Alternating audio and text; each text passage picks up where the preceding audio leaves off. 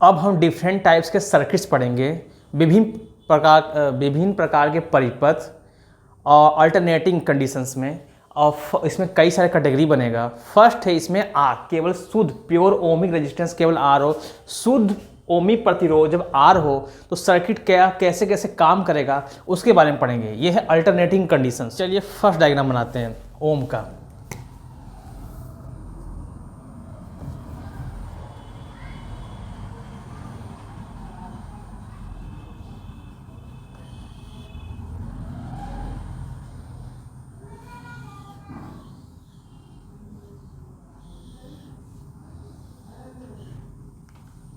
ठीक है, इसमें रेजिस्टेंस क्या है आर, ये है एसी सोर्स।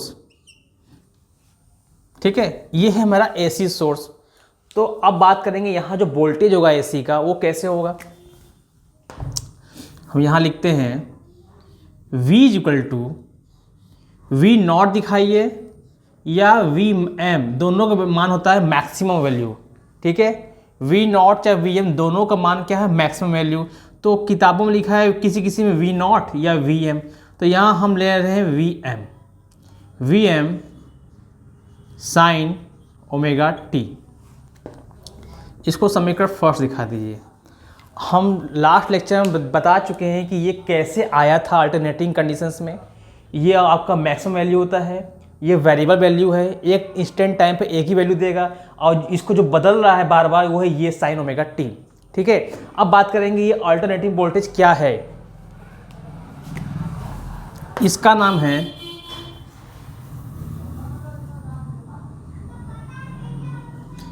नाम है वोल्टता का वास्तविक वैल्यू, वोल्टता का वास्तविक मान। ठीक, इंग्लिश में क्या बोलेंगे,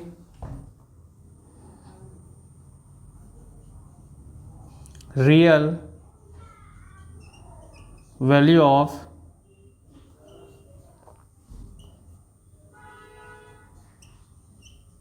अल्टरनेटिंग वोल्टेज। ठीक है, स्पेलिंग थोड़ा सा ठीक। ये क्या है, ये मैक्सिमम वैल्यू कभी चेंज नहीं होता है, ये अपना फिक्स वैल्यू रखता है। इसे बोलते हैं हिंदी में शिखर मान। इसका नाम क्या है, शिखर मान। इंग्लिश में क्या बोलेंगे, maximum value, maximum value of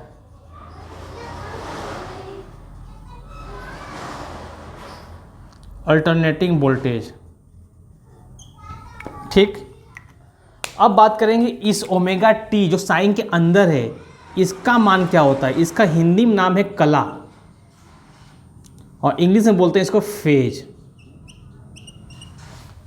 ये वैल्यू बहुत इंपॉर्टेंट है। अब ये वैल्यू बहुत ज़्यादा इंपॉर्टेंट है। जैसे जैसे हम आगे बढ़ते जाएंगे ये बार बार रिपीट मोड में, ये लाइन भी और ये नाम भी। आप बोर्ड एग्जाम में आप लोग ये नाम नहीं लिखेंगे, पर जानने के लिए ज़रूरी है कि ये क्या क्या नाम होता है। ये फेज है, ये मैक्सिमम वैल्यू अल्टरनेटिंग वोल्टेज है, ये क्या है रियल वैल्यू है। रियल वैल्यू क्यों बताएं कि हर टाइम हर इंस्टेंट टाइम पर ये अपना वैल्यू बदलता रहता है, इसलिए हर क्षण अलग अलग है, इसे इसको बोलते हैं रियल वैल्यू। उस टाइम के लिए वो रियल वैल्यू है। और ये ओमेगा टी है कला, फेज के फॉर्म में होता है। ठीक, अब बात करेंगे हम किरचॉफ का नियम। किरचॉफ ने क्या कहा था कि वोल्टेज का अगर अलजेब्रिक सम करते हैं बीजगणितीय योग तो जीरो होता है। इसको मैंने ऐसे दिखाया था। इसका मतलब क्या है, सम ऑफ वोल्टेज, यानी इसमें वोल्टेज क्या है, यहाँ पर आई आर है, यहाँ वी है, यानी वी माइनस आई आर करेंगे तो जीरो ही आएगा और निकल कर आएगा वी बराबर आई आर। जिसको ओम का नियम कहिए या किरचॉफ के नियम से, दोनों एक ही बात हुआ।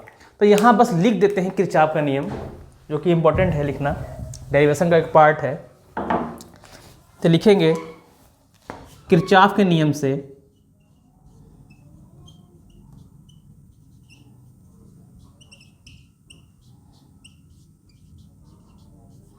किरचॉफ के नियम से अकॉर्डिंग टू किरचॉफ्स लॉ।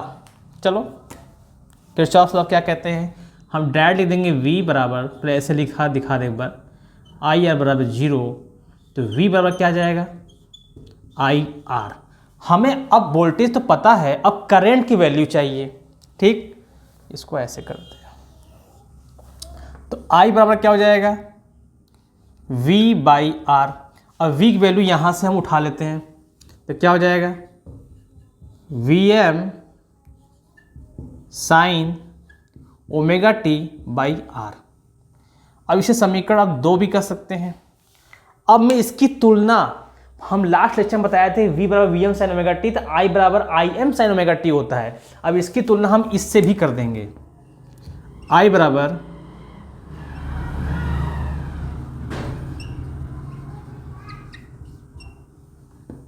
इससे I बराबर I M sine omega T. अब इसको देखिए, अब इसको देखिए। ठीक है, यहाँ तक हम कहानी पहुँचा दिए। अब जरा ध्यान दिया जाए कि आई एम के स्थान पर यहाँ क्या लिखा है। आई एम के रिप्लेस पर लिखा है वी एम बाई आर। ठीक है, अब ये पॉइंट देख कर ये बताइए कि हमारा ये वी एम बड़ा है या आई एम बड़ा है। वी एम बड़ा है या आई एम बड़ा है। आप कहोगे सर कुछ समझ में ठीक से नहीं आ रहा है। अब देखो, आर की वैल्यू हमेशा 1 से अधिक ही होगी, हमेशा। अब मान लो कि अगर वी एम की वैल्यू मान लीजिए कि यहाँ पर 200 है, मान लेते हैं कि वी एम की वैल्यू 200 है और आर की वैल्यू मान लीजिए 2 है, तो आई एम बराबर क्या लिखा है, वी एम बाई आर, मतलब 200/2 यानी 100 हो गया। यानी आई एम की वैल्यू छोटी हो गई। किसी की भी चीज़ के नीचे जब डिवीजन कोई पार्ट होता है और उसकी वैल्यू हमेशा अगर 1 से बड़ी है, छोटी नहीं बड़ी है, तो हमेशा वो उस वैल्यू को गिरा देगा। यानी ये आई एम बेचारा क्या है, वी एम से छोटा है। ठीक है, ये हम हो गया। सेकेंड पॉइंट, अब एंगल की बात करते हैं, फेज कला की। यहाँ भी साइन, यहाँ भी साइन, यहाँ भी ओमेगा टी, यहाँ भी ओमेगा टी। यानी कि जिसे कहा जाए कि किसी के पास अगर 100 रुपया है और मेरे पास भी अगर 100 रुपया है, तो दोनों में कितना अंतर है, तो आपको कहा 0, शून्य। ठीक है, यानी कि अब दोनों के पास अगर सेम एंगल है, वो भी साइन के साथ, तो आप यहाँ कहें कलांतर, यानी फेज डिफरेंस कितना है, 0। यानी पहले बात इसकी बात करते हैं, यानी हम ये कहेंगे कि मेरा Vm बड़ा है किससे, Im से। सेकेंड पॉइंट, कलांतर, फेज डिफरेंस बोलते हैं, फेज डिफरेंस, कलांतर। कलांतर कितना है, 0, 0। एकदम क्लियर हो गया। अब बनाएंगे ऐसा कला आ रहे फेजर डायग्राम। यहां तक ये पॉइंट आपको अच्छे से आ गया होगा। सेकेंड चीज की तरफ बढ़ते हैं। अगर सर यहाँ पे स्पेस हो तो, अब स्पेस बनाना पड़ेगा ना, चलो पहले ऐसे कर लेते हैं। चलिए यहां देखते हैं फेजर डायग्राम।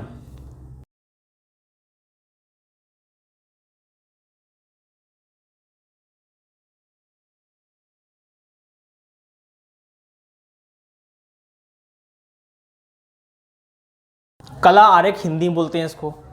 ध्यान से देखिए, ये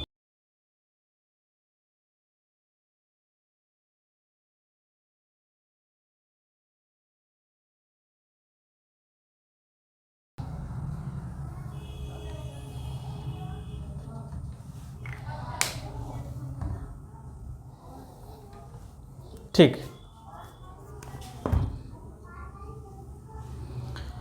अब देखिए, ये जो साइन के साथ जो थीटा है, एंगल है, वो थीटा कर सकते हैं। थीटा मतलब कि अब इस लाइन से कितना ऊपर है, अगर कुछ भी वैल्यू इसके पास है, यानी इस लाइन से ऊपर है। अगर ओमेगा टी है तो ये लाइन ओमेगा टी ऐसे रहेगा, यानी इस लाइन को उसने छोड़ दिया है और ऊपर की ओर बढ़ रहा है, प्लस में है ना, तो प्लस की ओर बढ़ रहा है, यानी कि ये एंगल ऐसा है। तो यहाँ है क्या चीज़, वी एम, ये वी ग्राफ कितना है, वी एम के साथ क्या है, साइन ओमेगा टी।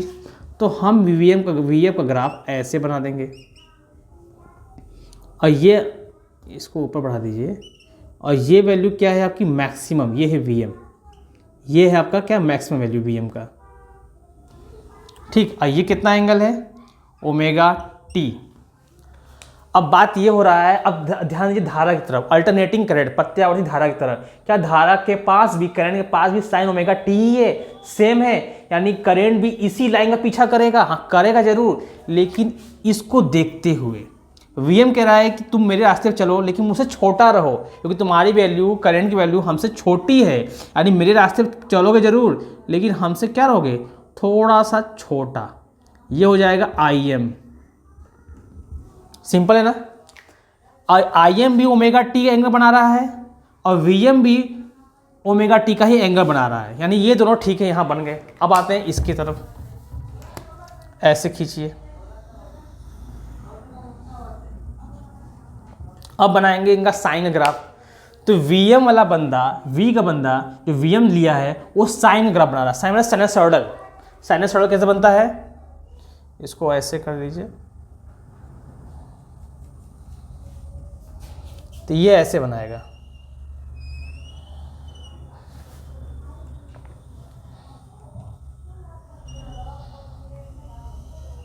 ऐसे, ठीक है। ये भी Vm है और ये भी जाएगा Vm है, दोनों सेम साइड। करंट भी साइन का ग्राफ रखा हुआ है, करंट भी साइन का ही ग्राफ रखा हुआ है, यानी ये भी साइनसॉइडल ही बनाएगा लेकिन उससे छोटा, वो भी एंगल सेम एंगल के साथ। जहां से इसने शुरुआत किया है वहां से ये भी शुरुआत करेगा लेकिन थोड़ा सा छोटे फॉर्म में। तो ये ग्राफ,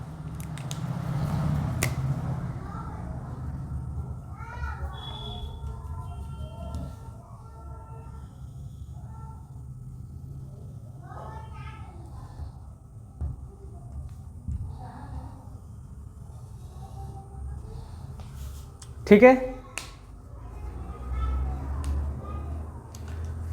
यहां पर आपका आर सर्किट, आर परिपथ, शुद्ध ओमी प्रतिरोध का ये अल्टरनेटिंग का फॉर्म का एकदम क्लियर हो गया। इसको मिटा देता हूं, ठीक है।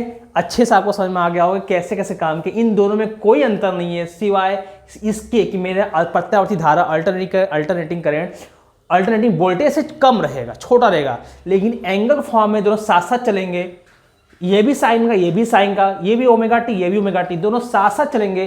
पर कोई अंतर रहेगा, डिफरेंस तो है ये अंतर वैल्यू की, कि धारा कम रहेगा, वोल्टेज ज़्यादा रहेगा।